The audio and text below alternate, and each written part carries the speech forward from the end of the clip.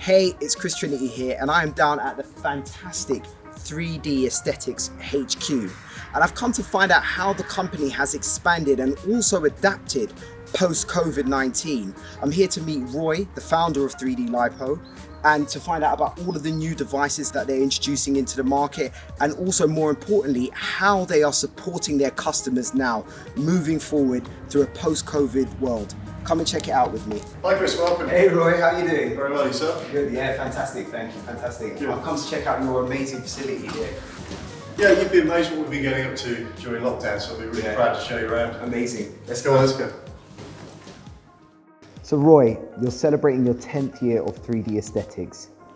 Tell me, what was the inspiration behind the brand, and what is your background as well? So my background goes back to 1989 within this industry when I opened my own clinic, which fundamentally now is our flagship clinic all these years on. I was working in distribution following the clinic. I found myself, I suppose, in some ways going from one trend to another trend. Also had difficulty in the last recession. So that was the kind of time where, a bit like this recession, where you suddenly have to think, dig deep, and decide how to reinvent yourself. At the time, I was looking very much at layering technology.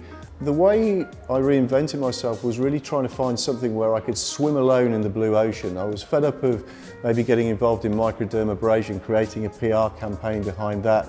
Everybody follows your tail. So that was very much red ocean strategy. We wanted to develop a blue ocean strategy, and it's at that point that I came across some really interesting technology, fat freezing, cavitation. But then again, the brain went, well, if you launch fat freezing, someone's going to have 2 heads, 3 heads, 4 heads. And the bottom line is that you're going to be competing against other companies. I really looked into how we could create a total concept as a brand, and that was by really looking at, well, it's not only fat removal, it's skin tightening and it's cellulite. So there was 3 dimensions there, and there you go, 3D was born. So in 2014, you launched a new device, the 3D-lipo Med, and you did the launch with Dr. Leah and Lord Sugar. Can you tell me a little bit about that experience? Yeah, we were in the process of developing a new machine, really that just had 2 cryos instead of 1 cryo, also used different technology, i.e. shockwave, for the treatment of cellulite as opposed to vacuum skin rolling. And it was coincidental at the time that we did that, and also we wanted to go more into the medical aesthetic market and be treated more seriously in that marketplace. And then I get a phone call. So I'm on my way down to London. I think I was flying to Australia, and Dr. Leah phoned me up, just won The Apprentice, and said, Roy, you know, I've heard a lot about your device and we want to get involved with you. So that's exactly what happened. So I used this new device, really exclusively launched through them. They were the first to offer it. And the kind of rest is history. It was an amazing relationship and partnership really between the both of them. And of course, for Lord Sugar to add his backing to my brand gave us a lot of credibility, and with all his Twitter followers, I don't know how many million he's got, of course, got us a great deal of exposure, which led to a great deal of sales. I hadn't want to, because of previous recessions, really jeopardise the company's growth. So all of the money that we were making from the sales was being reinvested in the company, the growth. But we got to a time then really on the back of that we then really ramped up and invested in a national celebrity PR campaign that really has made 3D a household name coming forward. So in 2018, you moved into this facility, and it's absolutely fantastic. You've literally got everything built in-house here. What was the inspiration? What was the need in the business for you to move in here? I think, you know, I won't lie to you. I think that there was a period of time in the company's growth where, you know, we had a warehouse here, we had a small office here. The kind of support that we offered as a company wasn't where it should be. So we needed to look and find something that would give us the ability to bring everything together under close control, to enable us to invest in more people, more specialised people, you know, and increase the depth of the organisation to support the customers that we had out there. So that's exactly what we did, and alongside that, of course, we diversified very much into other areas of business. So 3D-lipo was more becoming 3D aesthetics because we increased our range. Trilogy Ice, for example, Hydra 2, NanoSure, which is tattoo removal, HIFU.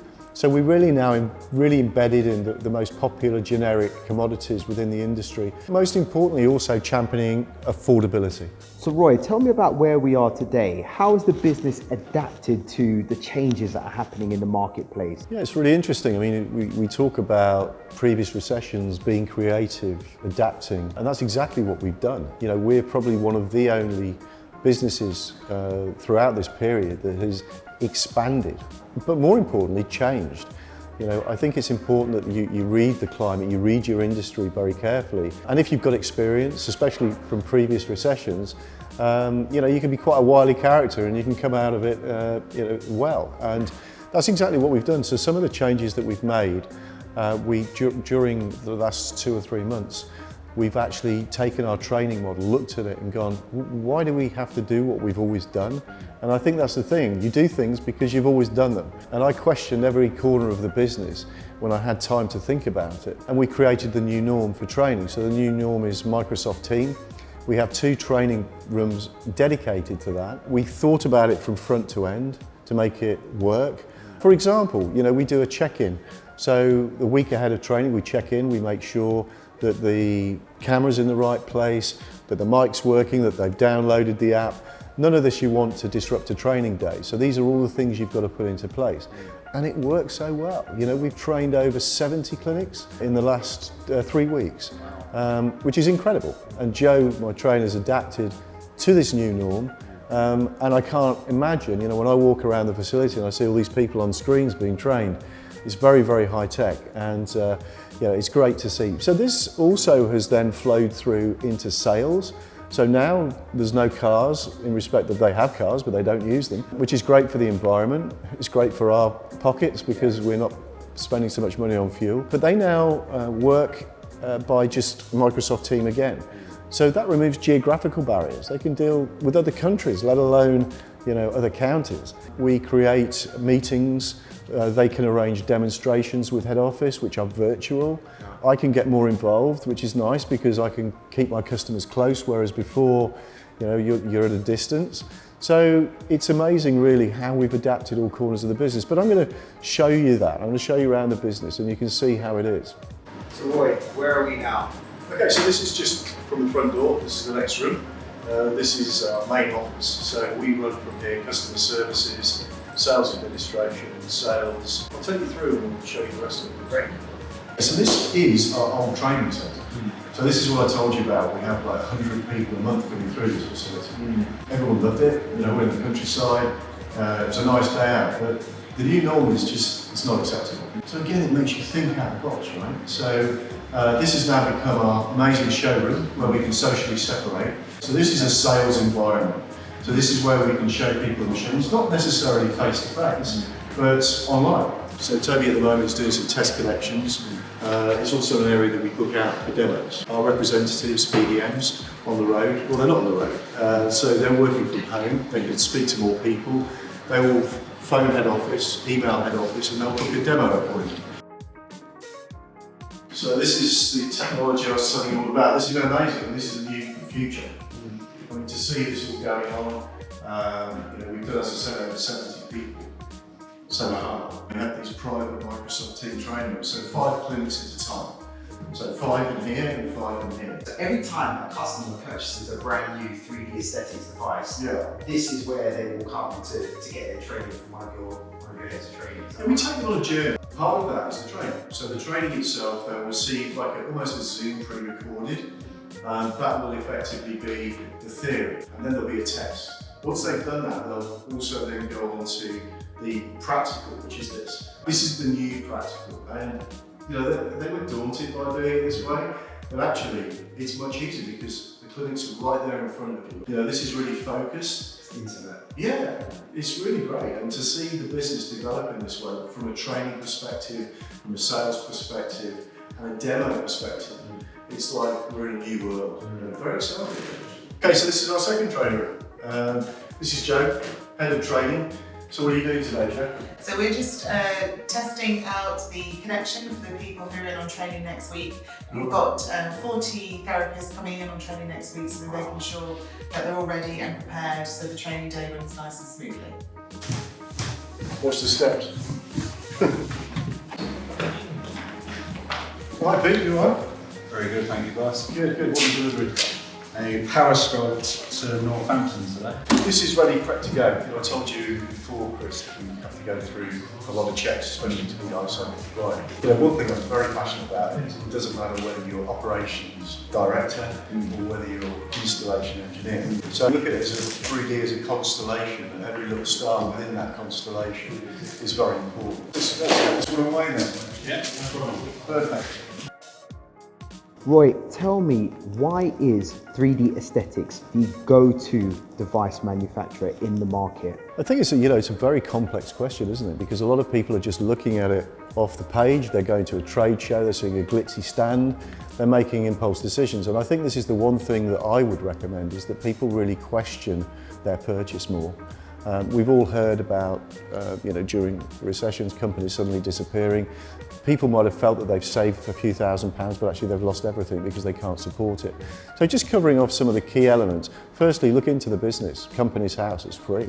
You can see the strength of the balance sheet, the strength of the company, the people behind it, and some of the history behind those people. That's important.